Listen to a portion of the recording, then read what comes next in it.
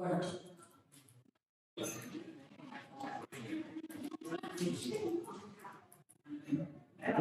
audience who sit in the back row, please move forward because the event is about to begin. Thank you.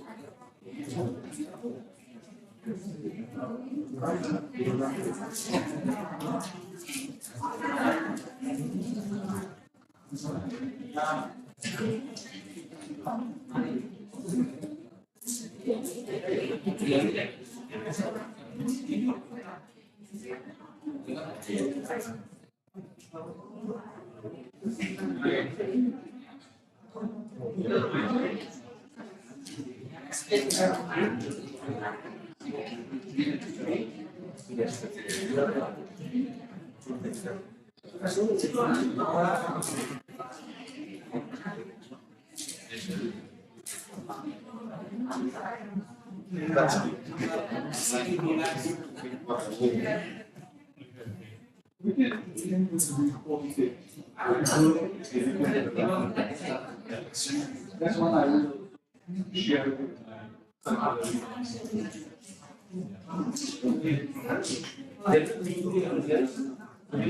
and Nabila and Kiki. Earlier. That's it. Nabila and start. And then you get some 1% because you like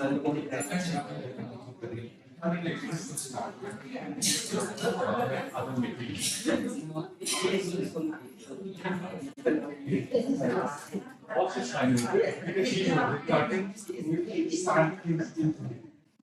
everyone silent value. Yes.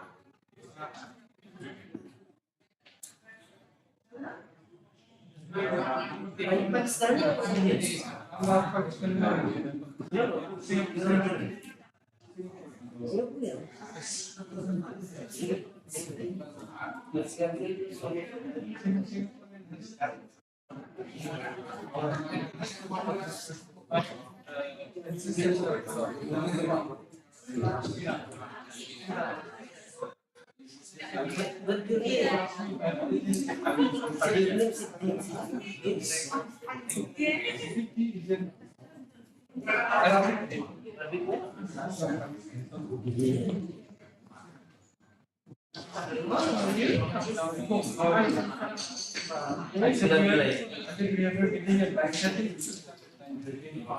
And if somebody is absent, we cannot wait. Then very good information.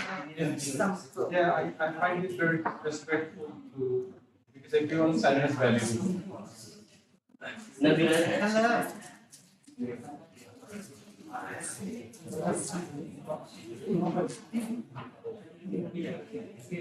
Hello.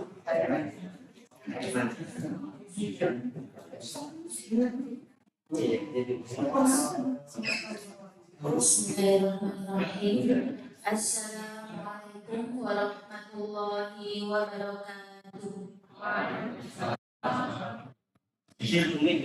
Alhamdulillahirabbil alamin wa bihi nasta'in ala umuri dunya waddin.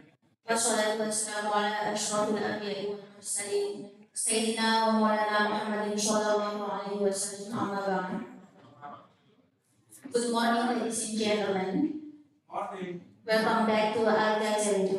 Here we are proudly present the inaugural Annual International Summit on Development and Economic Empowerment, as known as AISDEE 2023.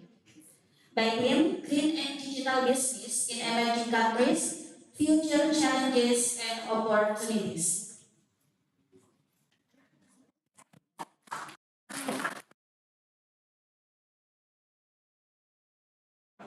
It's been a great honor for me, Mazia representing here and welcoming each and every one of you in this room in Islamic Economic and Business Faculty in Islamic State University, Sunan Ampel, Surabaya.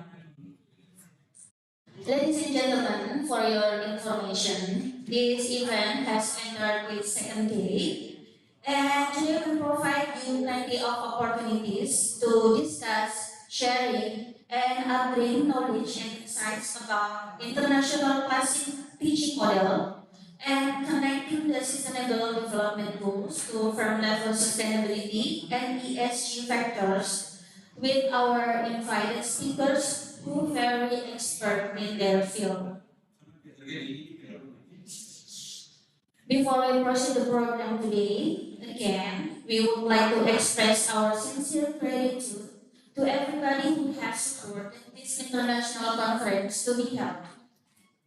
Several other mentions, especially to the Excellency, Rector of Islamic State University Sonata, Surabaya, Professor Ahmad Musaki, MAG Graded SEA, MPhil PhD, the Excellency Dean of Islamic Economic and Business Faculty, Dr. Sirajul Arifin, SAG the Excellency all of Vice Team, Management Team, and their staff, the Excellency, distinguished and our invited speakers today, Dr. Asif Iqbal Siddiqui and Mrs. Constance Mayor from Kyoto University, Dr. Muhammad Fikri bin Sofi from University Utara Malaysia, Dr. Nabila Naimi, SSI and HIMA, and Dr. Andriani Samsuri MM from Islamic State University Sonata, Surabaya, Dr. Muhammad Zaki bin Haji Zaini from University Islam Sultan Sharif Ali Brunei. Thank you, our speakers, for your willingness to attend and fill our events today. And last but not least, the Excellency, distinguished to all lecturers, committee, guest delegates, and all participants who attend this event today. Ladies and gentlemen, for a moment, let us express our gratitude to Almighty God, Allah Subhanahu wa Ta'ala, for His grace and guidance to us, so that today we are capable to organizing this event. May peace and blessing of Almighty God be upon Prophet Muhammad Sallallahu Alaihi Wasallam, along with his family and companions, and may Allah guide us to follow their paths and way of life. To make this event run smoothly, with the blessing from Allah Subhanahu wa Ta'ala, let us open this event by reading Ummul Quran together. Ala hadhihi niyya wa bi kulli niyyatin shurya al-Fatihah.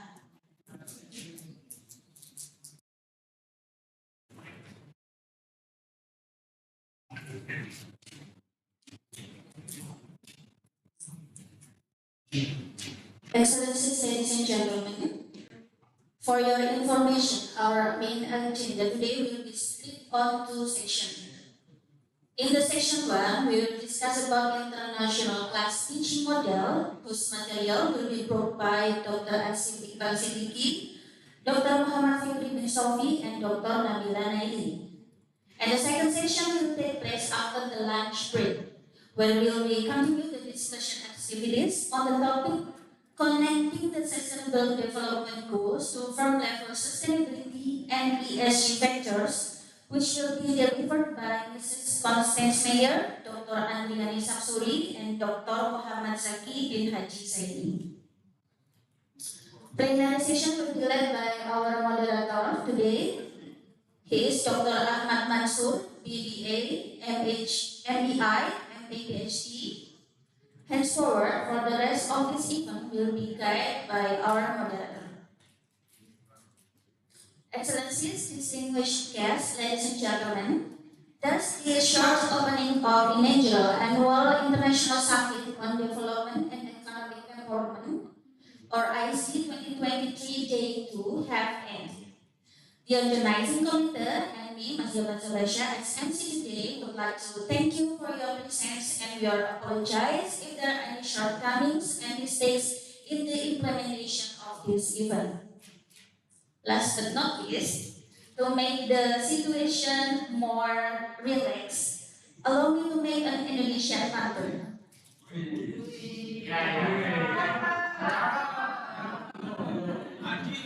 Ini kegodang dia. Aku jadi begini gara-gara dia. Saat ini AISDEE hari kedua. Panitianya Febri Sani. Jaya. Alhamdulillah, I'm Mas Jabat Sabasha to say goodbye. Wallahu muwaffiq ila aqwamit thoriq. Assalamualaikum warahmatullahi wabarakatuh.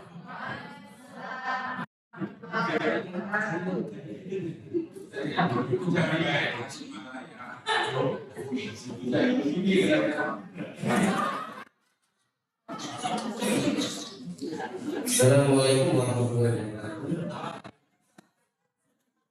Bismillah, alhamdulillah, wassalamu ala rasulillah, wala hawla wala quwwata illa billah. Amma ba'du. Terima kasih.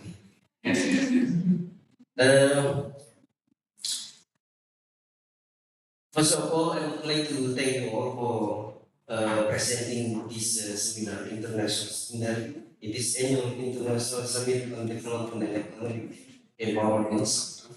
I also thank to the dean of the Faculty of Economics and Business Islam, Dr.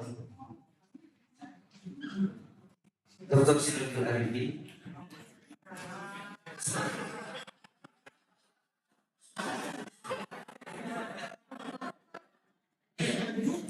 And also the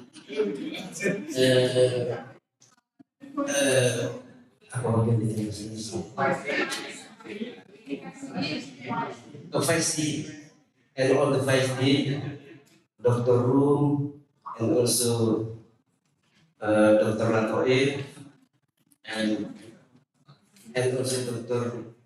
Musfiko. I think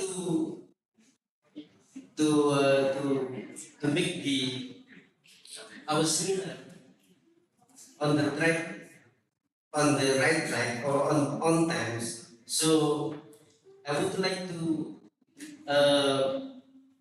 first of all Dr. AISDEE to present his presentations about the international classroom and teachings. He is the academic at the Curtin University Sustainability Policy Institute Australia, and also visiting scholar at the Economic Growth Center Nanyang Technological University. His name remained me my lecturer at the International Islamic University Malaysia. He is Najat Siddiqui from Pakistan, and he is almarhum, I think, Najat Siddiqui. And he is also Siddiqui. So I think he is from Pakistan, but not. He is Singaporean, you see. He is Singaporean.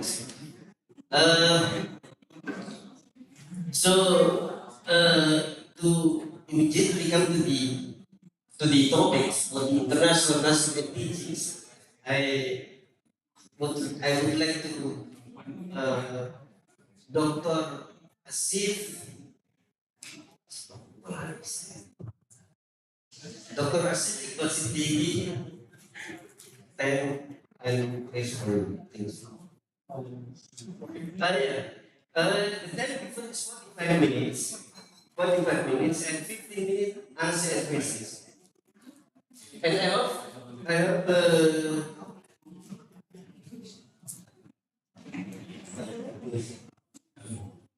okay. Thank you. Assalamualaikum and welcome back.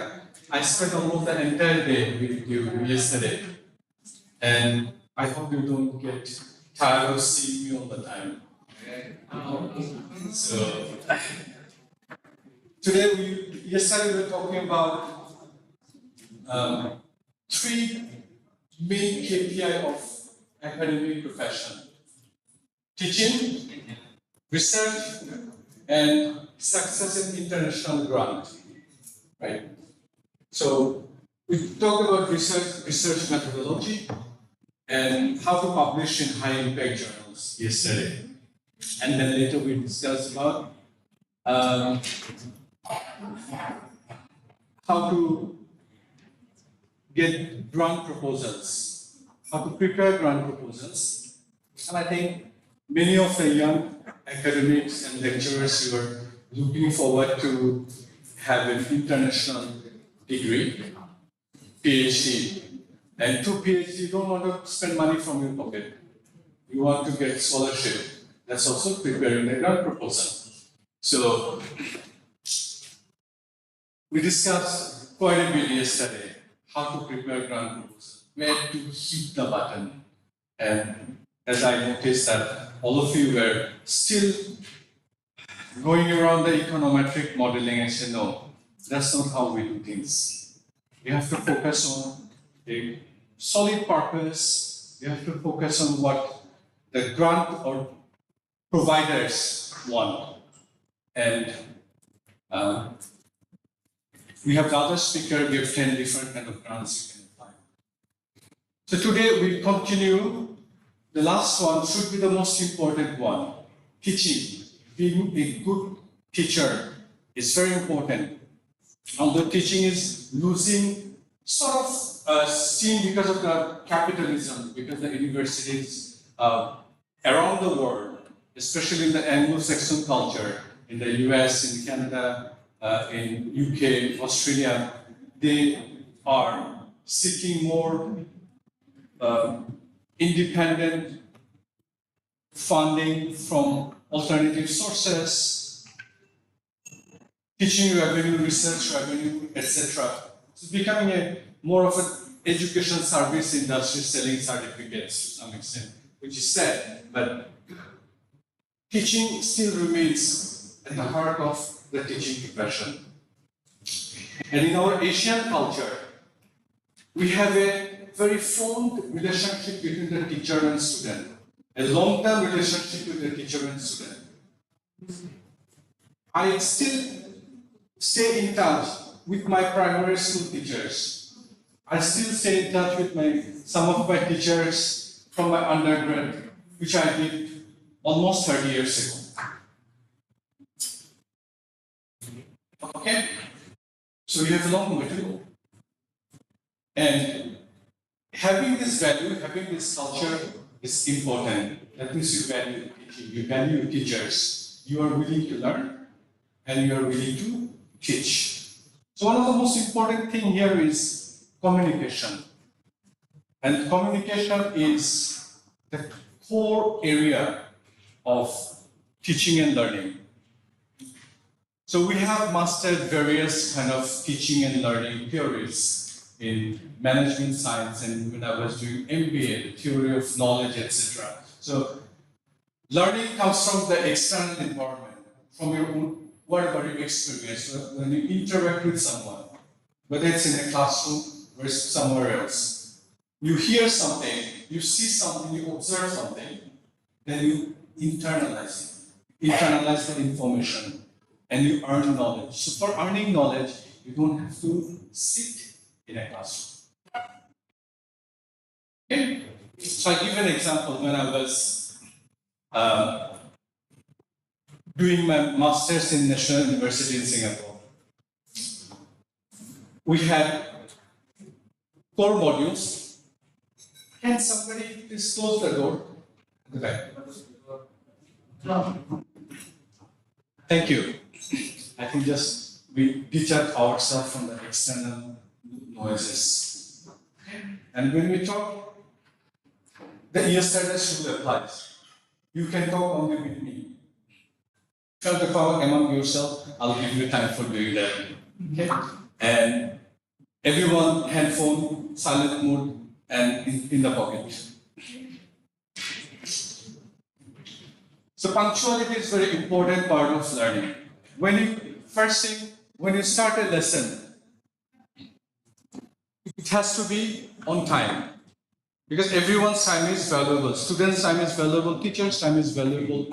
And in a classroom setting, in international classroom setting, we always start everything sharp in time.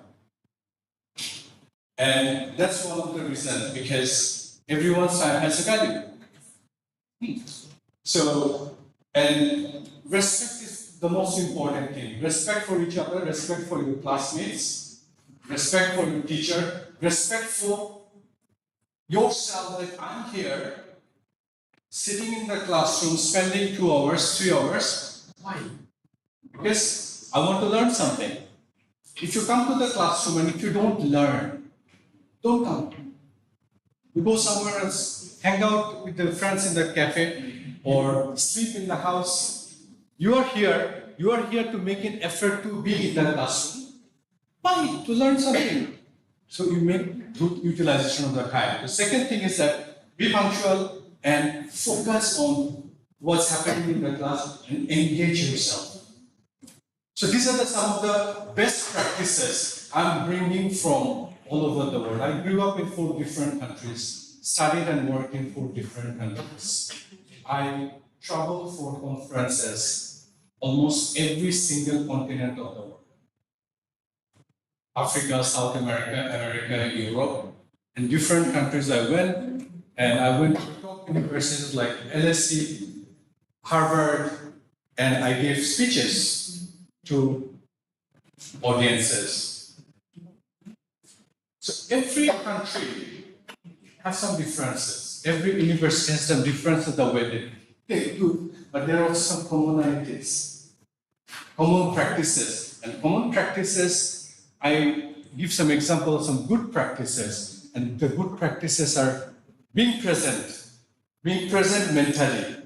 I'm present here, I'm mentally present, I'm not browsing my phone, sitting in the classroom, I'm thinking something else, okay? Or it's like prayer.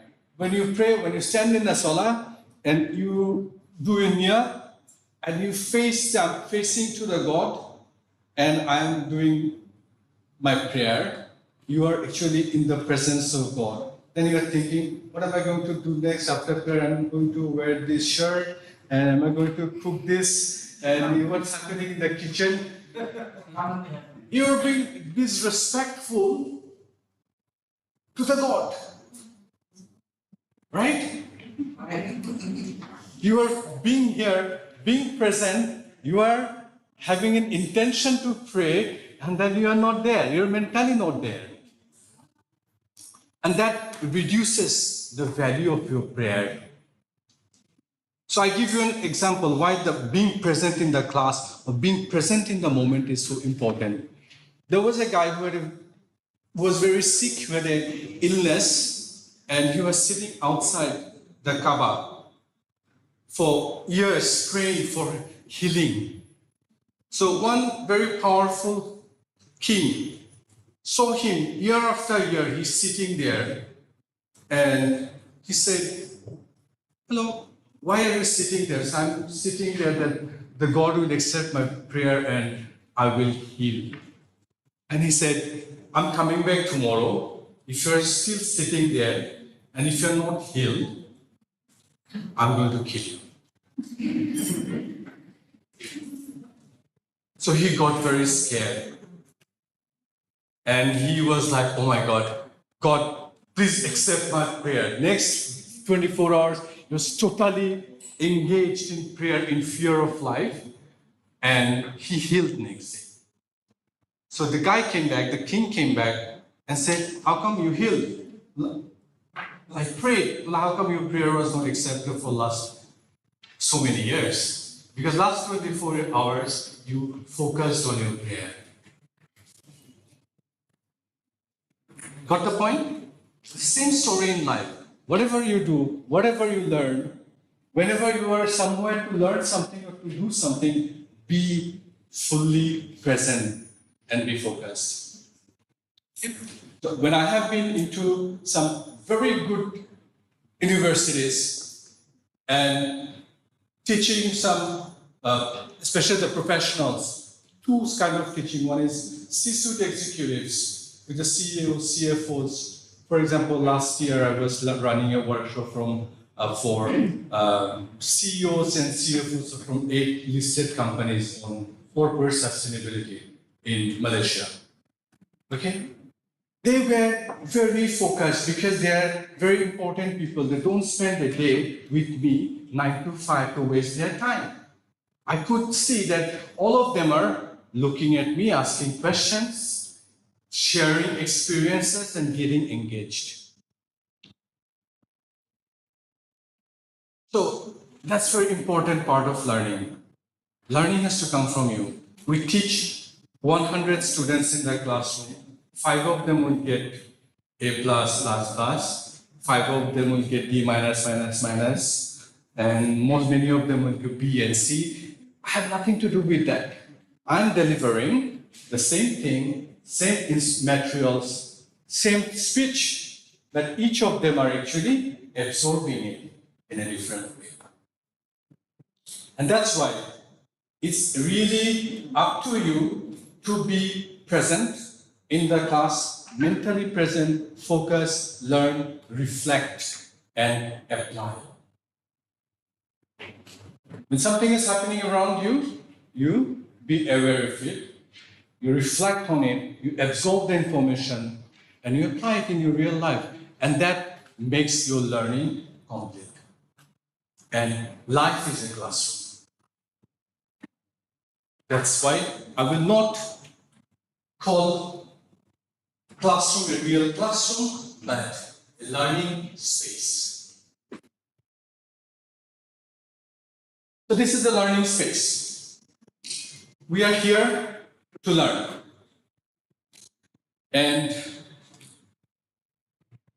we can learn from many places, not only by sitting in the classroom, we can also learn from other places. So even in an academic curriculum, when we said, we have classroom. You can see a picture from one of our sustainability classes. And on the right-hand side in the picture, we have a field visit. So sometimes you are sitting in the classroom and the lecturer is giving a lecture and you're interacting. That's the traditional way of learning. Second, sometimes your teachers take you out for industry visit, suppose.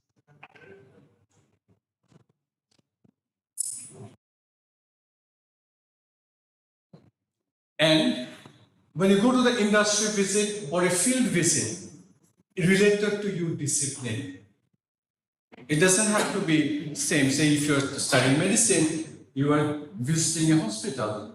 If you're doing a business degree, you are visiting an industry and you're interacting with the management and executives, how they run and manage the business.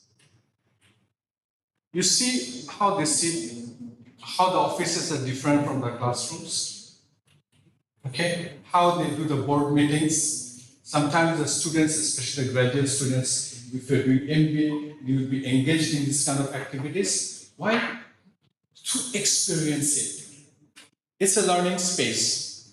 So these are the physical learning space. We have classroom, we have seminar, conference like this, field visits. We go to different places and all the universities, local, international, everywhere, we have more or less same practices everywhere.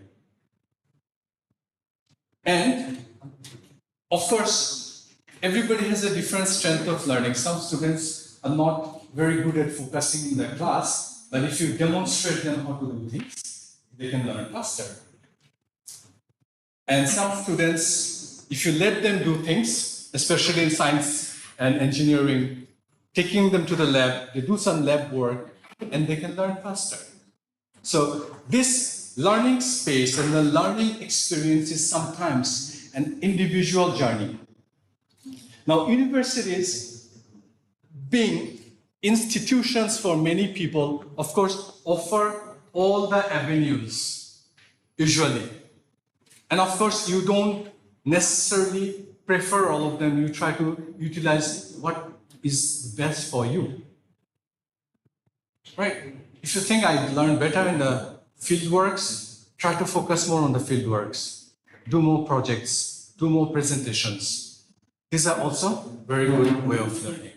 So physical learning space has traditionally been the learning space, and the learning has changed a lot since I started my primary school back in the 70s.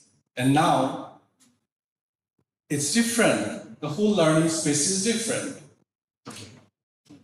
So,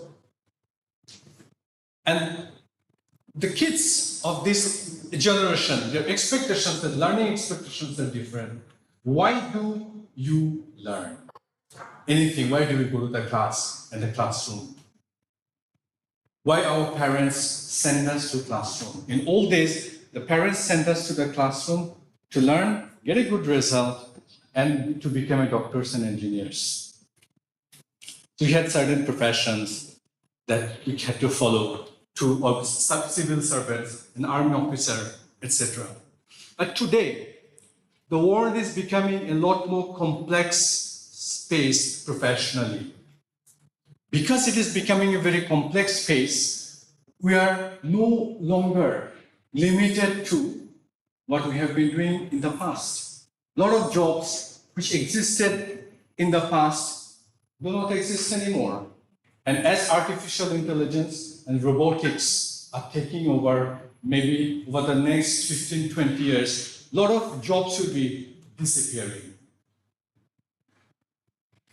And a lot of professional space and learning space will be changing. So there's a new learning space we all have been introduced to over the last 2-3 years during the COVID is online learning space, or virtual learning space. So we had classes in the universities where somebody was sitting in Singapore, somebody was sitting in Queensland, somebody was sitting in Netherlands, then we conducted the classes from Australia in a different time zone. But we coordinated the time. So whenever we throw a class, we no longer say, come at 9 a.m., the class is at 9 to 10, because we know the class is taking place. You are in SA campus, 9 a.m. is 9 a.m. We say, class is at 9 a.m. Eastern time, Perth time. So somebody is attending the class from Netherlands, he knows when the class is. So sense of timing changed. Sense of learning space changed over the few years, and this change is only a beginning. It's just a tip of an iceberg. This change will now continue. But I still think that whether you are doing a lesson online, whether you're doing a lesson in person, it's always do in person if you can. For two reasons. In a learning space, we can have eye contacts and can engage better than you are looking at your laptop camera. The second thing, which is more coming from physics, the interaction of energy and matters, that in a physical space, we also share the energy. It's like you are sitting in your room and you are doing your swala is one thing, but when you are sitting in a big mosque and doing zikr with another 1,000 people, that gives a different vibration around you. Right? So both have their own advantage. In one, you can totally absorb in your own mind and space. In the other, you can share the energy and that elevates you. So same in the learning space. When you learn by yourself in an online space, you can choose to switch off your camera on, classes go on, and you go somewhere else. Okay? And it happens all the time, even in the office meetings. People are wearing formal shirts and tie, and the shorts and salary. And then the switching of the camera and listening to music and doing something else. So then again, it's your choice whether you want to be present or you want to learn. Okay? But at the same time, in the classroom, you really cannot do that. And you interact with your peers, you interact with your teachers, and you share ideas. Ideas are the real products of the knowledge industry. So we are here in the knowledge industry. We are learning and sharing knowledge. To teach every day, I have to learn every day. I have to do research. I have to learn. I have to sit down. What am I going to talk to these students tomorrow? Right. So sometimes I don't prepare anything. So yesterday, one of the students was asking me, how did you prepare for the seminars? I said, I came to share my experience. I didn't prepare anything. I actually didn't prepare anything. The reason is, I don't know how the audience is like. The first day I came, I met people, and then I know what to expect.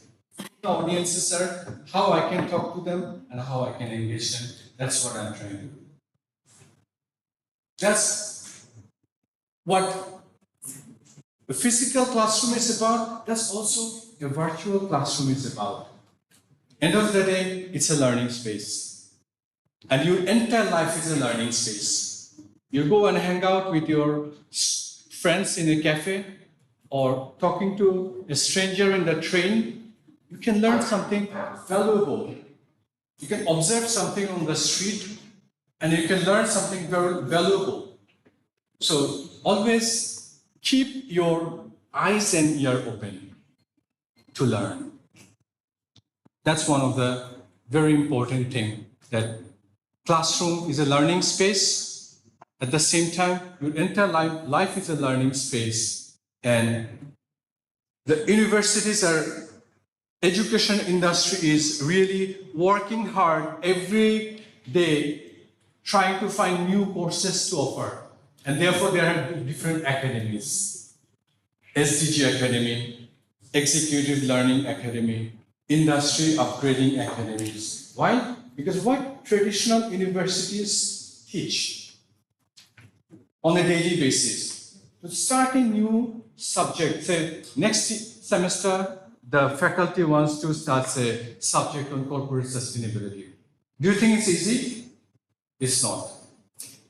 They have to sit down, do multiple meetings, have to see what are the resources involved, how many students they might get or might not get, and is it going, what's the syllabus, is it going to be approved? It will take months to go through the process.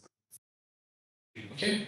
But life sometimes moves a lot faster than that. And therefore, you need to learn certain skill, maybe in a 2 days executive program, 5 days certification program. So you'll find universities are also offering various professional courses, professional degrees for 2 days, 5 days, 3 months, 6 months certification diploma programs where you can learn special skills. Okay? A lot of kids these days don't go to universities. They go to undergrad and then university is boring and they leave. And they learn coding, artificial intelligence, programming, online internet security, web design, and they earn a good deal of money. I met a kid like a month ago in Curtin. She is doing a master's in sustainability program in Curtin University from Bali. And she lives there and working there. Because she lives there, she's surfing and studying and working. What is she doing? She's doing some online gigs. But she's learning, attending classes online in Australia, living in Bali, and she has clients in Europe where she's working for them to develop online programs. So there's an enormous learning space that's emerging. I don't want to say theoretical things because I have 2 kids and they're in the university. One just graduated, one is going to the uni. And I sometimes don't know what they're doing. And I don't want to tell them what they should do because I believe that the way the learning space is changing, they probably know better than I do what to do with their life. So it's your life. You have to find out what you want to do. There's plenty of learning resources available these days. You can attend MIT, Harvard, all the courses online for free. If you just want to learn, you can go to Udemy Academy. There's an online academy where you can sign up for a course for $20, $10, and can be a very good learning experience. Sometimes you can simply go traveling and backpacking and learn something with your friends. And my personal suggestion is try everything, every other opportunity, especially whatever you are passionate about, you follow it. And one of the important things is learning is also sharing. When you learn, you learn. You perceive something from your viewpoint. But when you share the same learning with your friends and peers, you get a different perspective on the same thing. That makes you relearn what you have learned and refine your knowledge. And that's one of the important things about classroom. When you come to the classroom, you listen to your teacher. During the break, what do? Sometimes during the break, you said, just class is over. Now let's talk about what we can do this evening. And sometimes you talk to your friends and discuss the lesson and try to refine what each of you understood from what has been delivered to you.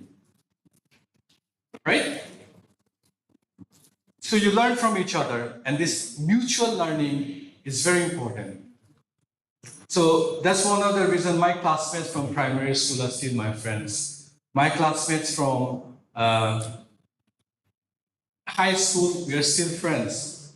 My friends who we did PhD together, but in different disciplines. But we used to sit together and work. Somebody is doing PhD in economics, somebody did PhD in education, but we sat in the same space. We shared knowledge with each other. We became friends and supporters of each other. And one of them is sitting here. We did PhD together.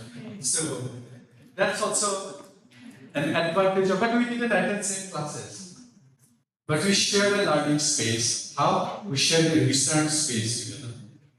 We attended different classes, but we brought in the knowledge together. So I don't want to use the classroom as a traditional classroom today because the world has changed. Classrooms are still important, classrooms are still relevant, but I would say it's not just a classroom, it's about a learning space. It can be a physical learning space, virtual learning space, a lifelong learning space. That's basically my all I can say about sharing, summarizing the learning space of the classrooms I have seen around the world. And that's what I'm presenting to you. I'm sharing my experience. But at the same time, also remember in the classroom you have to learn, to be present, to focus, also to communicate. So do communicate, be engaged. If you have a question, you ask. If you want to have something very specific you want to share, you can share too. Sharing is part of learning. And never be afraid to share and learn. Have the courage, okay? And fear no one except Allah. And then you will not fear anybody else. So, with that, I give you another story of why fear is, because sometimes if you fear, I can't do that. This is so difficult. This means, no, I can't. This problem too difficult. Never fear anything. Always be open to learning. And about fear, I just say a story, and that's where I will basically end, because I want to hear from you eventually. So there was a guy. Few guys went to a camp, went traveling all days. So near the bushes, they did a fire camp. And at night, they were doing campfire. It was a bit cold. They did some little bit of cooking. And then one guy who started his Isha prayer. And when he started his Isha prayer, and a wild cat came. Okay? When the wildcat came, all his friends ran on the top of the tree. But he did not change. He just kept standing there and continued his prayer. So the wildcat came, he walked around, looked at the guy, and he left. He did not harm him. So they came down, his friends. Why did you do that? Why didn't you just join us to save your life? He said, I'm standing in the presence of the God. How could I fear one of his creation when I'm standing in his presence? How beautiful. So, if you have only fear the God, you'll never fear anything else. So, never fear anything. Keep your hope high. Okay? Whatever you need to ask for, your scholarship, your toys, your anything, ask from him. He will give you. How? You don't have to know. Right? Because you don't know, our knowledge is so limited, we don't know how the whole system, massive universe works. Our astrophysicists and the big neurologists, they know almost nothing. The dangerously little. Okay? So, always have faith and have no fear in learning and have a good journey toward your life of learning and a life of learning. That's all from my. Thank you very much.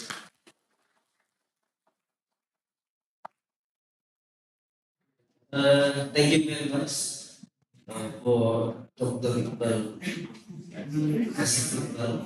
And now time for the question and answers about what he has presented to us, especially about the virtual learning space. It is very interesting. When in the learning, we need to communicate each other, we need to share the knowledge with each other, discussing, punctuality, of course, punctuality, yeah. Punctuality, and also what I get from this presentation is love the subjects that you learn because and never hate it, because if you hate the subject, you will not learn that subject well. Yeah? So do what you love and love what you do is necessary for us in learning. Okay, then for you all to ask the questions and what the doctor Asif to answer.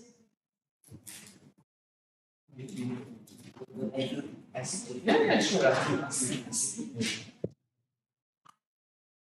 If you have any question, you can ask. If you don't have any question right now, you can ask me later. If you're shy to ask, in that case, I'll encourage you to ask. Don't be shy. Yeah, don't be afraid. Besides, don't be afraid. Yeah. Yeah. Only fear God. I don't fear anybody else.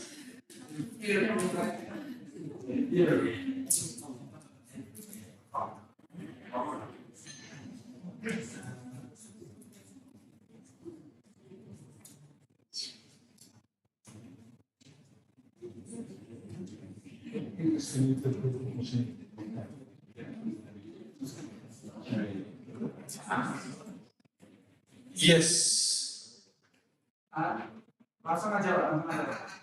Insya Allah my voice is very loud.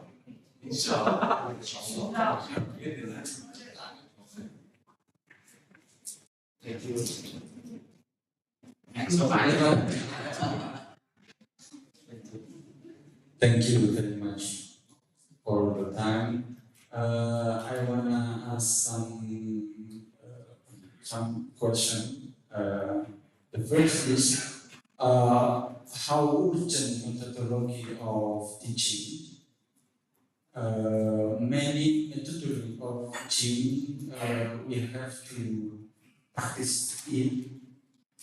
And then the second question is teaching is about transferring knowledge or guiding student to learn. teaching is transfer knowledge from the teacher to student, or can the student learning by himself? Thank you very much. Okay, thank you. That's a good point. Number one, I mentioned at the beginning is about theory of knowledge. That you observe, reflect, internalize, and practice. That's how you learn. The teachers would usually expose you to the knowledge. So you're taking case studies, you are going through the maths, giving you the explanations. And I remember when I was in primary school, that the teacher will come to the class and give the maths factorization in the maths. That you're given something and you just find the factors. And it's like solving the jigsaw puzzle. And some students will buy pen for 50 minutes and will not be able to solve it. And some kids will do it in 2 minutes. They'll look at the numbers and they'll see the pattern straight away. Okay? So teachers have the limits of transferring knowledge. As a teacher, you try your best to communicate. Communication is important. You try to understand the individual need of different students. Some students might need more help than others.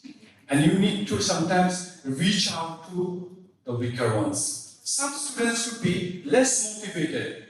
They just need an encouragement, a bit of patting and motivation that could do the magic.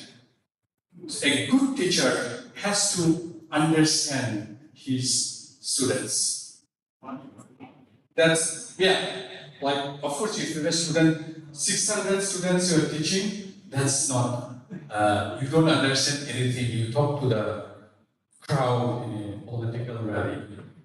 Okay? That's not work. But in a proper classroom setting, some students will come up to you, some students will not, and you reach out.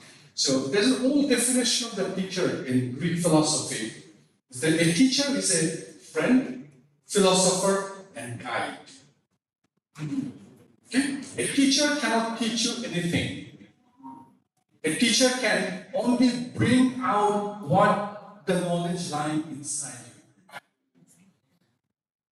you. And that's the job of a good teacher. Encouraging, motivating, and exposing them to greater knowledge. Did I kind of got the point? Yes. Because as I said, the teacher is teaching the same thing in the classroom, doing the same equation, microeconomics, y equals mx plus c, Not every student can absorb the same material in the same way. Some students will excel, some students will not. It's really up to the students to learn. Right? And we all are actually students of life. Sometimes you're sitting here, sometimes you're sitting here. That's it. We change seats. But you're always learning. You all have to. Okay? Thank you. Thanks for that question. I want to hear more questions. Any other questions? Okay. Yes. Okay.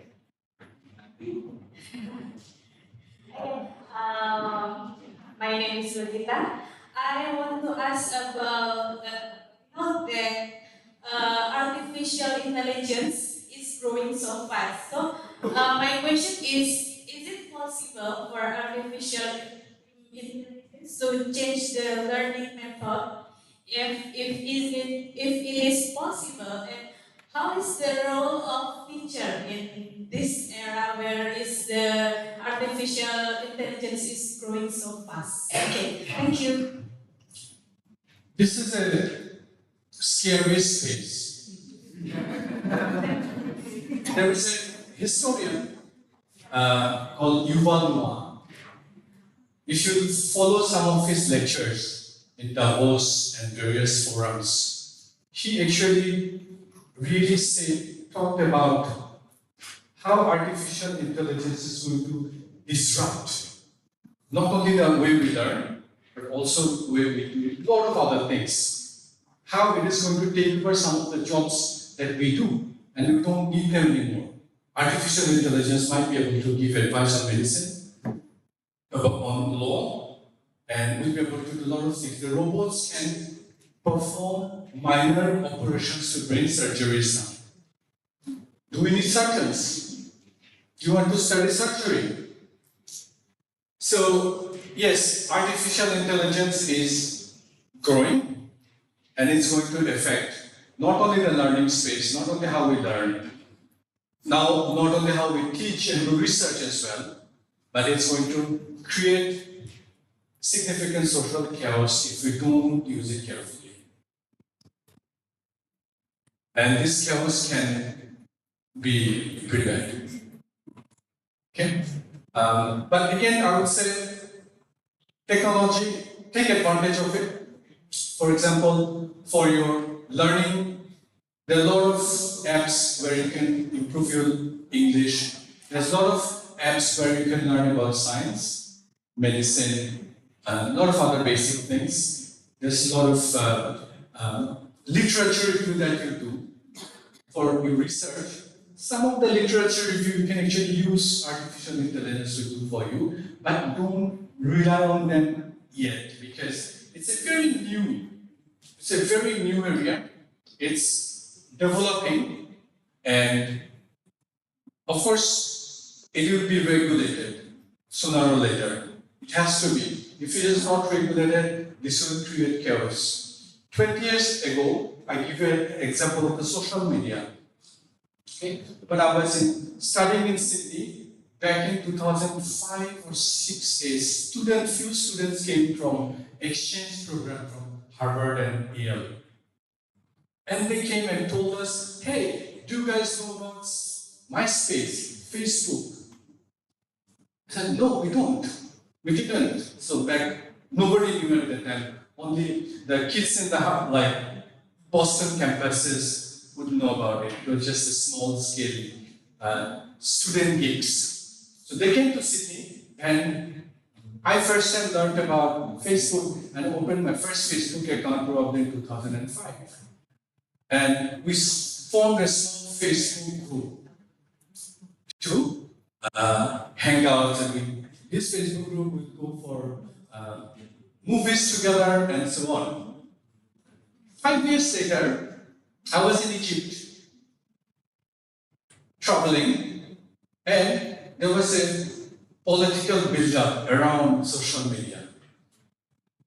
Exactly 10 days after I left Egypt, there was a massive movement which moved long-time dictator Hosni Mubarak from power through a social media movement, mobilizing people against very powerful Egyptian military regime. So at that time, it looked like social media is going to create a chaos in the media space. But fortunately or unfortunately, just like the traditional media, social media has been domesticated. Now, everything you post on the Facebook, authorities. Everything you write on the Twitter, I wouldn't say who the authorities are, but they know. The big brothers know. So, social media space has been taken under control. If not, this would have created a massive political chaos, like we did in Egypt or Tunisia at that time. I hope the similar things should happen with artificial intelligence. It just ChatGPT came out for public usage only this year. So it's just very, very new. And it's a software which is self-adaptive. So it learned, and when it learns by itself, one of the biggest problems is that creator of the software himself, who designed from Google recently, said even he doesn't know where it is going to lead to. So I hope there will be some regulations coming in on how to use, who can use, And even just like in Google, you can go and do a search where you can see thousands of information coming. You really still have to use your manual pedagogy as a teacher, as a student, to pick which information you want to use. You just cannot take reference from 16,000 articles came out for your literature review from one search word. Can you do that? You can't. So we have to subject to our cognitive limitations too. So yes, these are the things definitely challenging, good questions, and we have to be mindful of the danger, but we can still try to use them. Thank you.